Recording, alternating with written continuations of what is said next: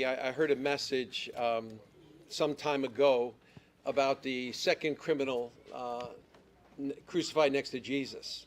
And as he went to heaven, the angels stopped him and they said, what are you doing here? You know, you've lived such a horrible life. You've been so bad. What are you doing here? And he said, the man in the middle told me I could come. The man in the middle said I could come. Jesus told him he could come. And that's true of all of us. You know, there are times where we can, question even our own lives sometimes. You know, and sometimes I think the enemy tries to put us under guilt about, we don't deserve any of this. Yeah, that's true. None of us. And so if we could settle that issue in our mind and heart, we'll never be slow in approaching Jesus, because we know the only reason we can come is because of him. We know that he is the one that's opened the door. He is the one that paid the price, and he bids us to come to him.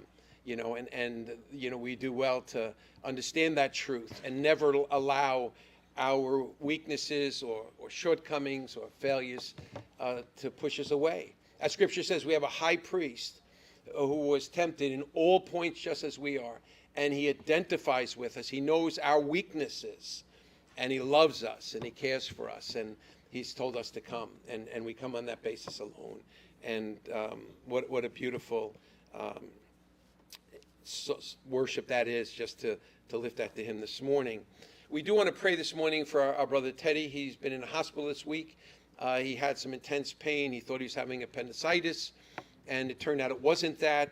And they've been having some difficulty in trying to figure out what's going on. Said he had some kind of pancreas infection. They want to take out his gallbladder. I don't think he's in favor of that, we just want to lift him up and keep him in prayer. We also want to pray for our men. Some left this morning. That will be at the pastors' conference all day on Monday, Tuesday, and Wednesday this week, and the yearly conference we have, and just that the Lord really meet them in a special way and bless them in their time away, as they go to look to him. Over the years, the pastors' conferences have been a tremendous blessing to us. I remember the first one Joanne and I went to in 1987. We weren't part of Calvary Chapel yet, and it was there that we went. It was a smaller conference. Now they've gotten so gigantic. In Philadelphia, there's like 1,200 men. 1,200 men worshiping the Lord, and it's like the ceiling's going to blow off the building, But then there was about 200 of us, I guess. And Joanne and I were really praying and looking to the Lord for direction for our lives and our future. I went to Assembly of God Bible School, and the Lord, in his preparation, teaching me, gave me some deep convictions about positions that they had that I couldn't agree with. So I knew I couldn't belong there. And then as I heard Pastor Chuck, I thought, well, this is the spot. This is where I belong.